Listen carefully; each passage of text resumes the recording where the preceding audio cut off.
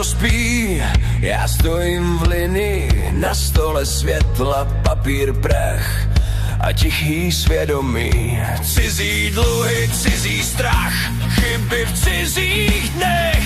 Klient klidně spí a já mu držím střechu nad hlavou všech. A když se blíží poslední den, já nezmizím, já půjdu ven. Tohle je nebe účetních, tichá válka v číslech zlých. Od ledna až do června žiju v boji, když ostatní spí, já stojím. Za ně nesu jejich čas, za ně držím poslední hlas. A když je hotovo, když je klid, vím, proč má smysl jít zas.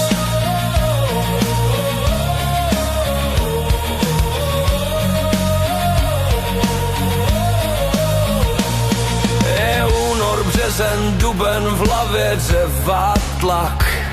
Jen drobnost v mailu a z drobnosti je celý vlak. Dělám, jak když už to nemá, že to není jejich vina. Jen ať spí, jen ať mají den, já zvednu to, když přijde tma. Ať úřad píše, ať se ptá, já budu stát, já budu stát. Tohle je nebe účetních, tichá válka v číslech zlých. Od ledna až do června žiju v boji, když ostatní spí, já stojím. Za ně nesu jejich čas, za ně držím poslední hlas. A když je hotovo, když je klid, vím, proč má smysl jít zas.